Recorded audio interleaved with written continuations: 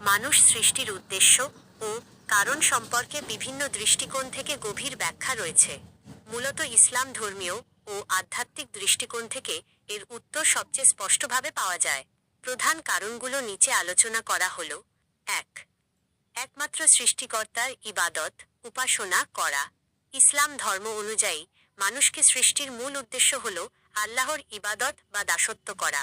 পবিত্র কুরআনের সূরা আজ জারিয়াত এর ৫৬ নম্বর আয়াতে মহান আল্লাহ স্পষ্টভাবে বলেছেন, আমি জিন ও মানুষকে কেবল আমারই ইবাদতের জন্য সৃষ্টি করেছি। এখানে ইবাদত বলতে শুধু নামাজ, রোজা বা তাসবিহ গণনাকেই বোঝায় না, বরং জীবনের প্রতিটি কাজে সৃষ্টিকর্তার আদেশ নিষেধ মেনে চলা এবং তার সন্তুষ্টির জন্য জীবন পরিচালনা করাকেও বোঝায়। ২.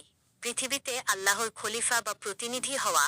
মানুষকে সৃষ্টি করে পৃথিবীতে পাঠানোর আরেকটি বড় উদ্দেশ্য হল তারা আল্লাহর প্রতিনিধি হিসেবে কাজ করবে। ন্যায় বিচার ও শান্তি প্রতিষ্ঠা। পৃথিবীতে সত্য ও ন্যায় প্রতিষ্ঠা করা, অন্যায় দূর করা এবং দুর্বলদের অধিকার রক্ষা করা মানুষের দায়িত্ব। সৃষ্টির সেবা ও রক্ষণাবেক্ষণ, প্রকৃতি, পশুপাখি এবং চারপাশের পরিবেশের যত্ন নেওয়াও মানুষের এই প্রতিনিধিত্বের অংশ। ৩. একটি পরীক্ষা ক্ষেত্র, টেস্ট। এই পৃথিবী মানুষের জন্য একটি চিরস্থায়ী বাসস্থান নয়, বরং এটি একটি পরীক্ষাগার।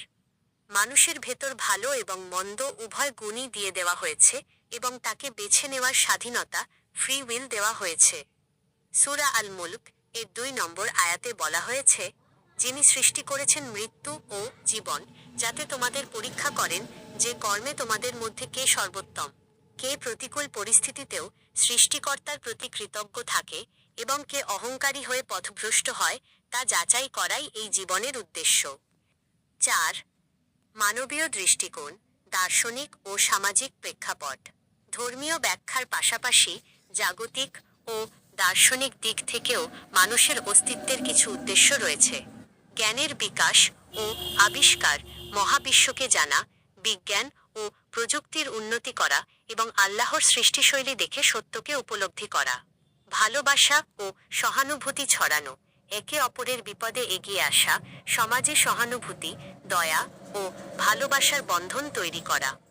সংক্ষেপে, মানুষকে একটি বিশেষ মর্যাদা, আশরাফুল মাখলুকাত বা সৃষ্টির সেরা জীব দিয়ে পৃথিবীতে পাঠানো হয়েছে, যাতে সে তার বিবেক ও বুদ্ধিকে কাজে লাগিয়ে সৃষ্টিকর্তার প্রতি অনুগত থাকে, মানুষের কল্যাণ করে এবং পরকালের চিরস্থায়ী জীবনের জন্য নিজেকে প্রস্তুত করে।